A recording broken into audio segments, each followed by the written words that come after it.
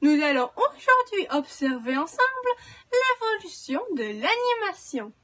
Notre voyage commence il y a 25 000 ans dans les grottes. Nous passerons vers l'Égypte ancienne, puis ferons un saut jusqu'à la belle époque, là où les innovateurs ne cessent d'innover. Nous pourrons ensuite constater comment l'animation a modifié, voire même bouleversé notre société actuelle. Commençons au commencement. Des fouilles archéologiques à travers le monde démontrent que les peuples dessinaient des animaux sur plusieurs plans pour démontrer un mouvement. Au Moyen-Âge, en Asie, le théâtre d'ombre fait son apparition. Tandis que, en Europe, le théâtre de marionnettes fait une entrée remarquée. De 1825 à 1830, plusieurs appareils qui utilisent le dessin ou la photographie sur papier font leur apparition.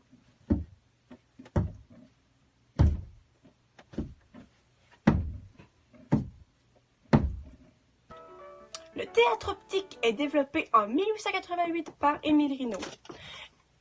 Les films contiennent de 300 à 700 images faites à la main. La rotoscopie fera son apparition en 1915 et changera à jamais le monde de l'animation. Après la guerre, le studio Fleischer réalise plusieurs animations encore connues à ce jour, comme Betty Boop, Coco le clown, Popeye et Superman.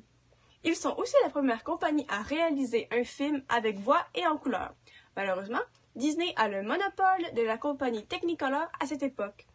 Les films réalisés utilisent la rotoscopie et la caméra multiplane. Les deux ont pour but d'ajouter du réalisme au film. La rotoscopie sert à calquer les mouvements captés sur un humain afin d'ajouter du réalisme au mouvement. La caméra multiplane sert à superposer des feuilles transparentes ayant différents dessins sur celles-ci afin d'ajouter de la profondeur au film. Au même moment, l'industrie japonaise explose en popularité. Leur concept est d'animer, leur design est simple et permet de créer du contenu rapidement.